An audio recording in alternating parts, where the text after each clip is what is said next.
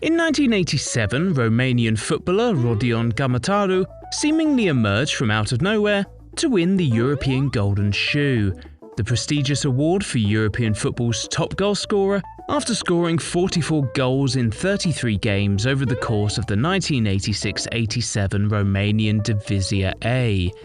It was a remarkable achievement for the Romanian striker, particularly when you take a closer look and realise that 20 of his goals that season were scored over the course of the final 6 games. Anyone else's spidey sense going off here? So, what was the inspiration behind this purple patch that resulted in Rodion becoming Europe's top marksman? Was it luck? Was he possessed by the spirit of Dixie Dean for a month? Was he partaking in Michael's secret stuff? Or were shenanigans afoot? It's the shenanigans. The shenanigans were indeed afoot.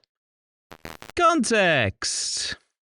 To understand how Rodion Cămătaru entered the history books, we need to go back and look at the state of Romanian football during the 1980s. Under the repressive dictatorship of Nicolae Ceausescu, the beautiful game, much like sport in general at the time, was a central pillar of state propaganda in the Socialist Republic Romania, projecting supposed power to the West while attempting to distract the Romanian population from the dire socio and economic situation back home. Spoiler, that didn't end up working out so well. This golden era of Romanian club football was epitomised by the success of 2 clubs in the nation's capital. Steaua, it's actually pronounced Steaua, Bucharest, representing the Ministry of National Defence and the Army, and their rivals Dinamo, I sometimes call them Dynamo, Bucharest, who represented the Ministry of Internal Affairs and the Securitate, the secret place to you and me. Turns out being heavily linked to the communist regime was very advantageous for the 2 clubs. During this period, Romanian football's domestic transfer system could be best defined as, let's send all the best players to Steaua and Dinamo. Players under the age of 30 were rarely allowed to sign for foreign clubs, and Romania's top young players were essentially drafted to the 2 teams in Romania's capital, sometimes through bribes or blackmailing in the case of the secret police side, or under the guise of recruitment for military service for Steaua, though how much time these players actually spent in boot camp is questionable. And just in case that wasn't enough to tip the scales in favour of the 2 state teams, there was always some good old-fashioned state-sponsored tampering to fall back on. Throughout the 80s, Romanian football was riddled with instances of dodgy refereeing and interference from the authorities. For instance, the secret police would arrest family members of opposing players before their matches with Dinamo, and referees would often let matches involving Steaua play on if they happened to be behind, until the army side equalised. What's Romanian for Fergie time? This preferential treatment helped contribute to Steaua Bucharest's 104-game unbeaten run between August of 1986 and September of 1989, a record that would make Arsene Wenger's Invincibles look, 53% less invincible, I guess. Going into the 1986-87 season, the 2 clubs had won 9 of the past 12 Romanian top-flight titles between them, and while Dinamo had won 3 on the bounce at the beginning of the decade, the power began shifting towards their rivals when Nicolae Ceausescu's son, Valentin Ceausescu, became heavily involved in Steaua Bucharest during the mid-1980s. Funny that, eh? When Steaua won the European Cup in 1986, defeating Barcelona in the final via the worst penalty shootout of all time, the Dinamo side, which had dominated Romanian football in the early 1980s, found themselves in the shadow of the army team's continental success, and that just wouldn't do. And this brings us to Rodion Cămătaru. Born in 1958, the tall Romanian striker had begun his career playing for his local team, Progresul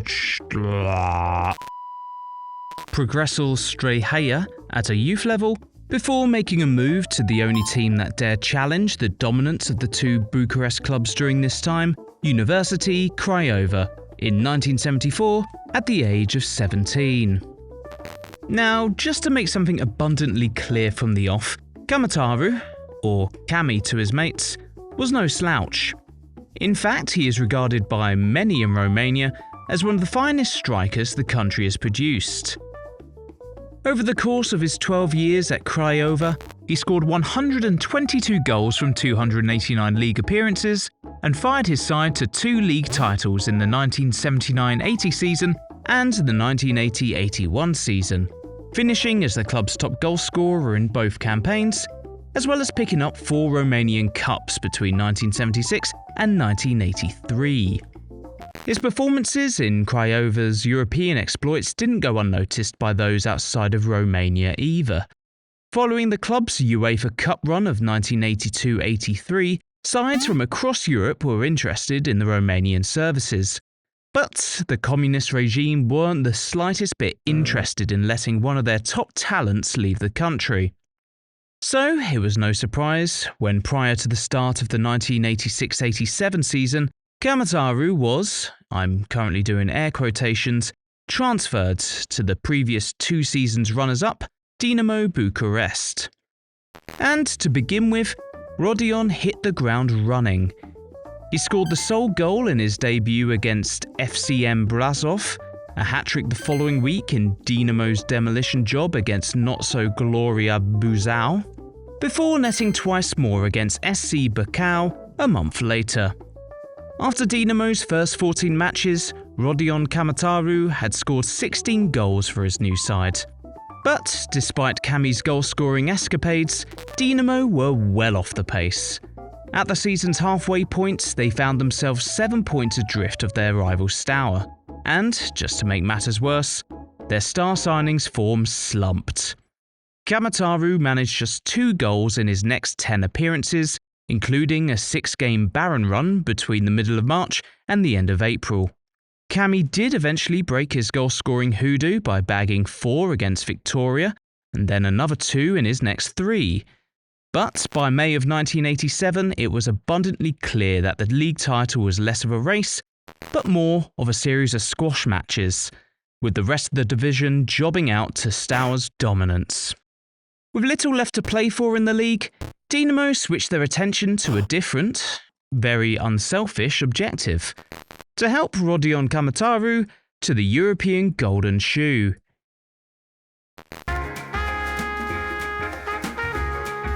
In an interview in 2025, Dinamo's then manager, Mircea Lăcescu, said, "The whole team played for him. We had no objective anymore, and I was telling them that all we cared about was Cami scoring." After 28 games played in the league and 6 left to play, Dinamo's top marksman was sat on 24 league goals for the season. By all means, a more than respectable debut season, but a tally that would have been well off the pace in regards to the Golden Boot. The top goal scorer in Europe at the time, Austria Vienna's Toni Polster, had already scored 37 goals in 34 matches, with 2 games left of the Austrian Bundesliga. For Cami to catch the Austrian, he would need to embark on the kind of goal-scoring form that would seriously make you think about upping the FIFA difficulty level. And of course, he did. A hat-trick here, a hat-trick there, 2 against them, 4 against Sportul, 5 against Jules Patrusani, before wrapping up his league campaign with 1 more hat-trick against Rapid Bucharest. At least I've got that one right, I think. Cami had stunned football journalists and Romanian fantasy football league players from across Europe by scoring 20 goals in the last 6 games of the season, ending a remarkable individual campaign on 44 goals. Despite a trophyless season for Dinamo Bucharest, their star striker was the face of Romanian football. The communist regime would have no doubt been ecstatic. Cami's literally unbelievable form had rocketed him towards the European Golden Shoe, beating poor Toni Polster by 5 goals. But not everyone was so convinced that Rodion had magically transformed himself into prime R9, albeit 6 years before Ronaldo would make his professional debut. Golden Shoe runner-up, big Toni Polster, would be the first to show his disbelief by refusing to attend the Golden Shoe award ceremony in Monte Carlo. And when media outlets in Western Europe put Cammy's goal-scoring record under the microscope, it became increasingly clear that something was up, and it wasn't just Cămătaru's transfer value. Aside from the suspiciously timed glut of goals that had Cămătaru averaging over a hat-trick per game, there were other glitches in the Romanian matrix that just didn't seem to add up. For one, when you take a look at Dinamo's last 6 games, you can see they scored 21 goals. This meant Cammy had scored all but one of them in the final stretch of the season. And while I guess that Mircea Lucescu's give it to Cammy or else directive was taken to heart by the Dinamo squad, it's still odd that only one other goal was scored by someone not called Rodion. What's even harder to believe is that despite this glut of goals, Dinamo had just won 1 of these 6 games, drawing 2 and losing the other 3, conceding 20 goals along the way. For comparison, Dinamo had only conceded 26 goals in the 28 games up until that point in the season. Again, it's entirely possible that Dinamo took a much more gung-ho approach in the run-in in order to fire Cammy to the Golden Boot, but I don't think this really passes the sniff test either. Dinamo had managed to balance high goal scoring with defensive stability multiple times over the first 28 games of the season, and short of Dinamo's backline sharing a poorly prepared lasagna, I don't see how they would collapse so drastically in their final 6 games. So, what was the driving force behind Cammy's sprint to the Golden Shoe? Well, when you consider that Romanian football throughout the 80s was riddled with state interference, you can probably answer that question for yourself. But just in case you can't, former Dinamo goalkeeper Benone de Hot claimed that a Romanian general had come up with a plan to trade Cămătaru goals for results, and that the outcomes, as well as the minutes of goals, were pre-arranged with opposition teams. Sportul midfielder Aurel Sicleniu said that prior to their match with Dinamo, his team were told that Sportul will win the match, but Cămătaru must score 4 goals. Even opposition fans suspected something was going on. In Dinamo's final game of the season, Rapid Bucharest supporters chanted, "Tony Polster, where are you? Come and see the circus in Gilești," and even threw old shoes onto the pitch after Cămătaru scored, which, while I can't condone, I can at least say is very creative and committed to the bit.